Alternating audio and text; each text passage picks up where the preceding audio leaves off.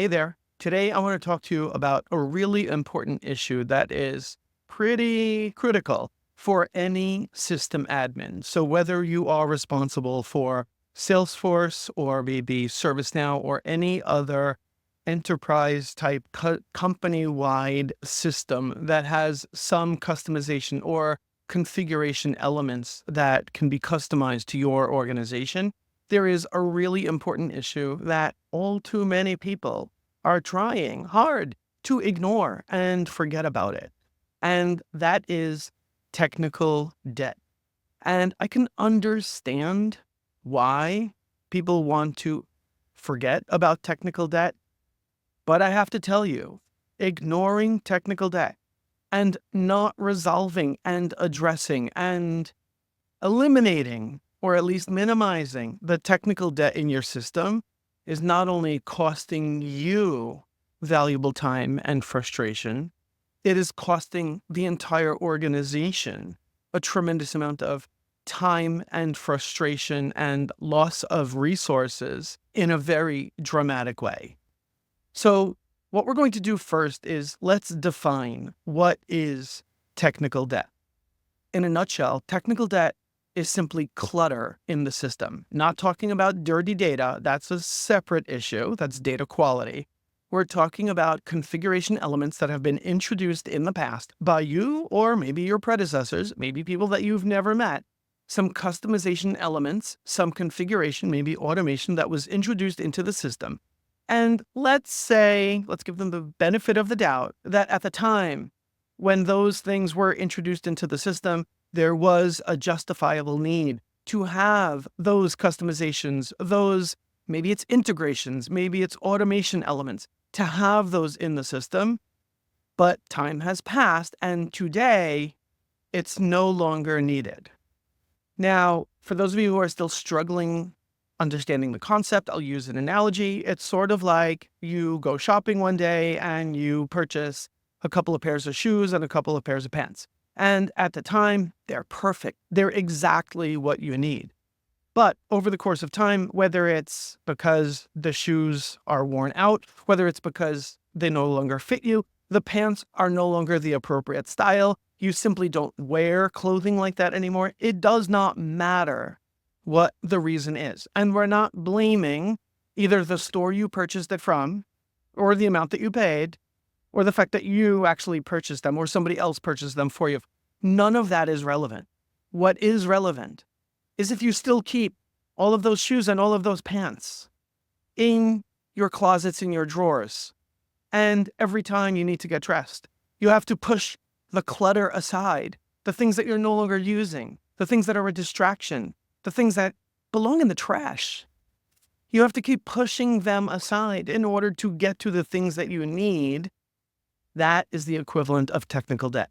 But the reality is that technical debt in your system actually causes way more harm than just having a bunch of old shoes and old pants sitting in your closet or your drawers at home.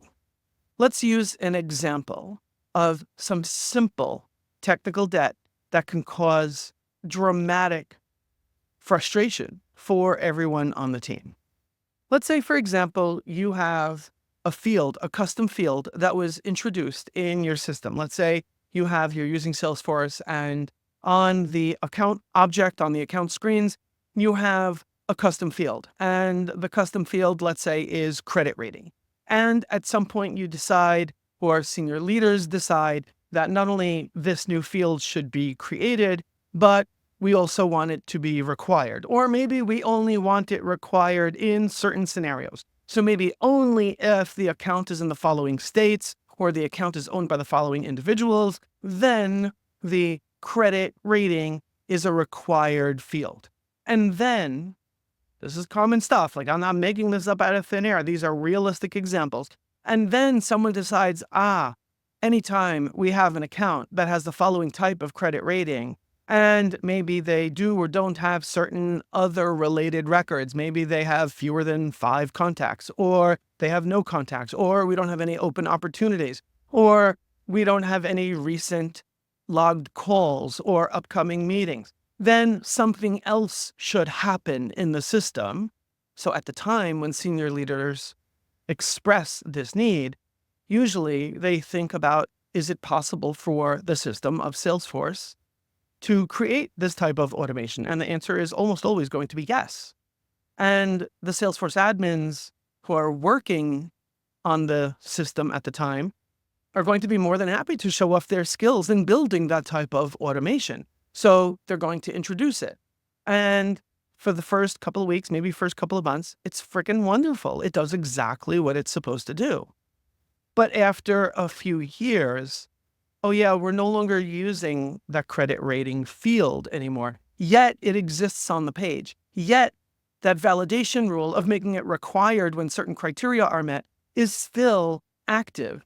And people are finding it really frustrating because they can't simply update the mailing address of the account or the spelling of the account to fix a typo. They can't even do something like that and hit save until they choose the credit rating. And they're like, what the heck is that credit rating? Nobody ever uses it. Nobody ever looks at it. This is so freaking frustrating. Why do I have to do this all the time? By the way, just imagine what happens. That's in a onesie-twosie fashion, someone is manually updating a record. But what happens when even you as a system admin are given a spreadsheet to update existing accounts? Maybe all you're doing is you're updating the phone number or the website on those accounts. And you're trying to do that bulk update. Yet you yourself are getting hit with the rejections of the bulk update that you tried to do because of the same validation rules that were in place, and nobody cares to re-examine it. Nobody's bothering to deactivate it or delete it, and it's still there. So it can cause massive frustration for everyone.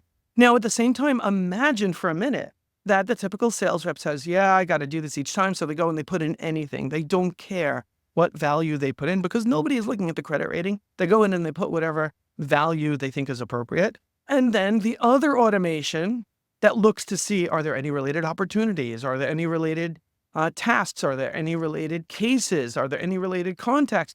That other automation goes and does its thing. So now it could very well be that we now have a lot of, I'll call them phantom records that are either getting created or getting modified. Maybe records are getting assigned to a person who's no longer even working at the company, all because of the technical debt associated first with that single custom field, and then with all of the other automation that was built off of it.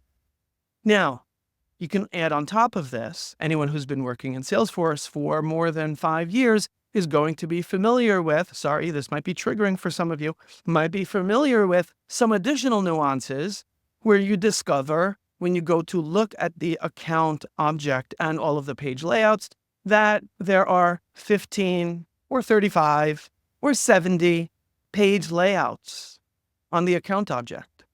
And some of the names of the page layouts will say something like Joe's account page, Susan's marketing page. What the heck does that even mean? None of those people even work at the organization anymore. You might also uncover that some of those page layouts are for record types that nobody is using, but nobody ever deleted the record types or the page layouts, let alone this one custom field that you're trying to resolve and all of the automation associated with it. So what is technical debt?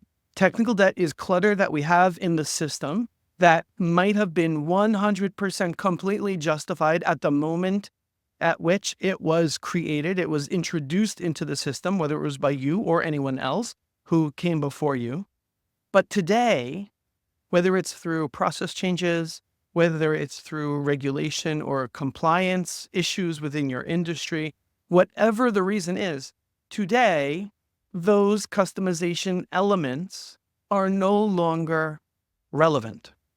And if we don't go back and find the technical debt and resolve the technical debt to minimize or completely eliminate that technical debt, all of the phantom configuration elements of the past are going to continuously not only haunt you as the system admin who looks behind the scenes to review all of the fields, all of the page layouts, all of the validation rules, all of the flows, all of the record types that you might have in the system. But it also does have a dramatic effect, negative effect, on the users who are trying to use the system. And over time, with all of this technical debt, they simply feel that the system sucks. And usually that's precisely what they're going to say. They're going to say the system sucks. And when you ask them why the system sucks, what is so terrible about the system, usually the users will say something along the lines of, well, the screens are all cluttered. There's stuff on the screen. I don't even know what it's for. It doesn't apply to me. I've never used half of it before.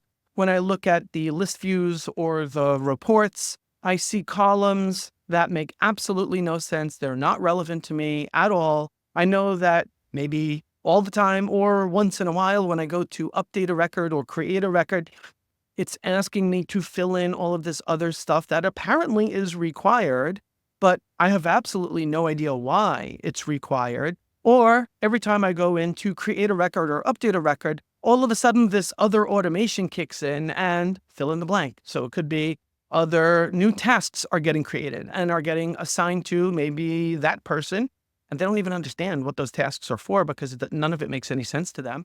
Or these tasks are getting created and assigned maybe to even people who have long left the company. And maybe automated emails are going out. There could be all different kinds of things that are happening in the system, and that's all technical debt. So I am willing to bet that if you were to turn to your colleagues, the business users who are using the system, and ask them for some feedback on, just in a very general, open-ended way, what do they think about the system that they're using on a regular basis to keep track of their customers, their prospects, the deals that they're working on, the customer support tickets that they're working on? Chances are that they're going to express some level of frustration, and they will start to articulate it in a very vague way, saying, well, the system sucks and it's all cluttered and things don't make sense and it's not intuitive and we need to simplify things. And if you start drilling in to focus a little bit more on, can you give me an example? Can you show me what you mean by that? And start looking pretty much literally over their shoulder. Watch as they navigate through the system.